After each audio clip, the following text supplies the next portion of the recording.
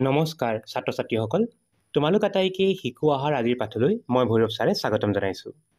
আজি আমি আলোচনা কৰিম সপ্তম শ্ৰেণী গণিতৰ অনুশীলনী 2.2 থকা প্ৰথমটো অংক। এই অংকটোত আমাক দিয়া আছে প্ৰতিক্ৰম নিৰ্ণয় কৰা। ইয়াতে কেইটামান ভগ্নাংশ দিয়া আছে আৰু গোটা সংখ্যা দিয়া আছে। আমি এই সংখ্যাবোৰৰ প্ৰতিক্ৰম উলিয়াব লাগে। ছাত্ৰ ছাত্ৰীসকল, আমি প্ৰতিক্ৰম উলিওৱাৰ আগেয়ে প্ৰতিক্ৰমনো কাক বোলে সেই বিষয়ে আমি অলপ কিছু কথা জানি লওঁ আহা। প্ৰতিক্ৰম হৈছে এনেকুৱা এটা সংখ্যা যিটো সংখ্যা আমি পূৰণ কৰিলে পূৰণফলটো 1 পায়। আমাক যদি কয় ধৰা এটা সংখ্যা যদি a বুলি ক'লে, এই a সংখ্যাটোৰ প্ৰতিক্ৰমটো তোমালোকে লিখিবা 1/a। কি কৰিবা? প্ৰতিক্ৰম লিখিবা 1/a। আৰু এই দুটা সংখ্যাক প্ৰতিক্ৰম বুলি এইকাৰণে কোৱা হ'ব, এই সংখ্যা দুটা যদি পূৰণ কৰা হয়, পূৰণ কৰিলে তাৰ পূৰণফলটো হ'ব 1। কেনেকৈ হয় এবাৰ চাই লোৱা। ওপৰত থকা এটোক তলত থকা এটোৰে কাটি দিব পাৰি আৰু কটাকটি কৰি দিলে আমি পূৰণফলটো পালোঁ 1। গতিকে তেতিয়াহ'লে এই সংখ্যা দুটাক এটা আনটোৰ প্ৰতিক্ৰম বুলি কোৱা হয়। কাক কোৱা হয় চাই লোৱা। পূৰণফলটো হ'ব লাগিব 1। গতিকে এই সংখ্যাটোৰ যদি প্ৰতিক্ৰম বিচাৰে তোমালোকে কি কৰিবা? এই সংখ্যাটোৰ প্ৰতিক্ৰম লিখিবা তোমালোকে 1/a। তাৰ উল্টাটো তোমালোকে লিখিব পাৰা, ধৰা কেতিয়াবা দিব পাৰে এটা সংখ্যা দিলে 1/a, ইয়াৰ প্ৰতিক্ৰম কি? ইয়াৰ প্ৰতিক্ৰমটো হ'ব a। আনহাতে যদি ভগ্নাংশ দিয়া থাকে, আমি ধৰা এটা ভগ্নাংশ লৈ লওঁ। ভগ্নাংশটো দিয়া আছে a, তলত দিয়া আছে b দিয়া আছে ওপৰত।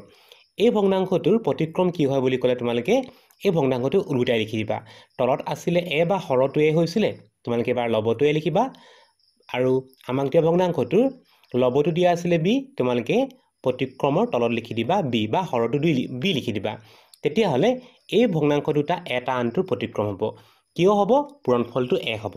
আমি যদি পূৰণ কৰোঁ এই ভগ্নাংশ দুটা, তেতিয়াহ'লে দেখিম তলত থকা এটোৱে ওপৰত থকা এক কাটিব পাৰি, ওপৰত থকা বিটোৱে তলত থকা বিটোক কাটি দিলোঁ আৰু কটাকটি কৰাৰ লগে লগে আমি পূৰণফলটো পালোঁ 1।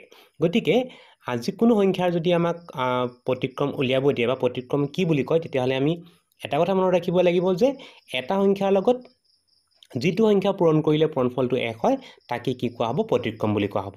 আৰু প্ৰতিক্ৰম কৰিবৰ কাৰণে তোমালোকক অকল এই তিনিটা ধৰণৰ কথা দিয়া থাকিব। প্ৰথমটোত কি দি আছে? এটা গোটা সংখ্যা a কথা পঢ়িলোঁ। a ৰ প্ৰতিক্ৰমটো হ'ব 1/a, আৰু তাৰ উল্টাটো যদি চোৱা তোমালোকে 1/a ৰ প্ৰতিক্ৰমটো হ'ব a, আৰু এটা ভগ্নাংশ যদি দিয়া আছে b/a, a ভাগৰ b, ইয়াৰ প্ৰতিক্ৰমটো কি হ'ব? উলটাই দিবা, ভগ্নাংশটো উলটাই দিবা। তলত থকা এটো ওপৰত লৈ যাবা আৰু ওপৰত থকা বিটো তললৈ লৈ যাবা। তেতিয়াহ'লে প্ৰতিক্ৰমটো পাবা b ভাগৰ a। এতিয়া আমাক কিতাপত যিকেইটা প্ৰশ্ন দিয়া আছে, তাৰে প্ৰথম প্ৰশ্নটো আমি চাওঁ আহা। প্ৰথম প্ৰশ্নটোত আমাক দিয়া আছে আমি প্ৰথমে 6 দিয়া আছে, 6ৰ প্ৰতিক্ৰম উলিয়াব লাগে। 6ৰ প্ৰতিক্ৰমটো আকৌ কি হ'ব চোৱা। আমি অলপ আগত শিকিছিলোঁ যে 6ৰ প্ৰতিক্ৰমটো হ'ব ওপৰত লিখিবা 1, তলত লিখি দিবা 6, মানে 6 ভাগৰ 1টো হ'ব 6ৰ প্ৰতিক্ৰম। বি নম্বৰ প্ৰশ্ন দিয়া আছে 2 ভাগৰ 1। 2 ভাগৰ 1ৰ প্ৰতিক্ৰমটো আকৌ কি হ'ব চোৱা। আমি যিটো ভগ্নাংশত দেখিছোঁ হৰ আৰু লব আছে, তোমালোকে ভগ্নাংশটো ওলোটাই দিবা। ওলোটাই দিলে 2টো যাবগৈ ওপৰলৈ আৰু 1টো আহিব তললৈ। এভাগৰ 2 বা এভাগৰ 2টোক তোমালোকে কি লিখিব পাৰা?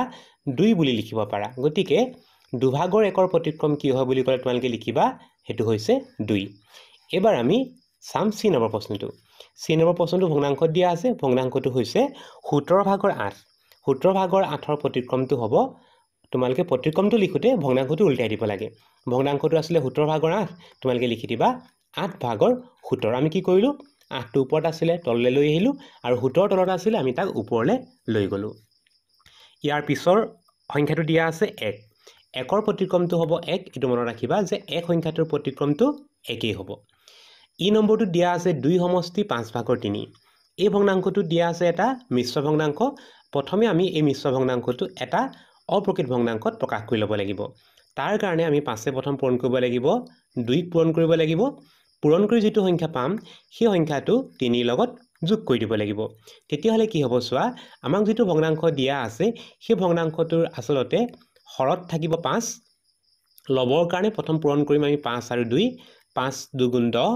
তাৰ লগত আমি 3টো যোগ কৰি দিম। 10 পাই আছিলোঁ পূৰণ কৰি, 10ৰ লগত 3 যোগ কৰিলে হ'ব 13। 5 ভাগৰ 13, আৰু 5 ভাগৰ 13ৰ প্ৰতিক্ৰমটো উলিয়াবৰ কাৰণে আমি ভগ্নাংশটো অৰ্থাৎ 5 ভাগৰ 13টো আমি ওলোটাই দিব লাগিব। ওলোটাই দিলে হৰত আহিব 13 আৰু লগত থাকিব 5। গতিকে আমাক দিয়া ভগ্নাংশটোৰ প্ৰতিক্ৰমটো হ'ব 13 ভাগৰ 5। ছাত্ৰ ছাত্ৰীসকল, আমি এনেকৈয়ে যিকোনো সংখ্যা বা ভগ্নাংশৰ প্ৰতিক্ৰমবোৰ উলিয়াব পাৰোঁ। ছাত্ৰ ছাত্ৰীসকল, আজিৰ পাঠটি ইমানেই আছিল। আজিৰ পাঠটি ইমানতে সামৰিছোঁ। নতুন এটি পাঠৰ আলোচনাৰ সৈতে তোমালোকক খুব সোনকালে লগ পাম বুলি আশা ৰাখিলোঁ। নমস্কাৰ।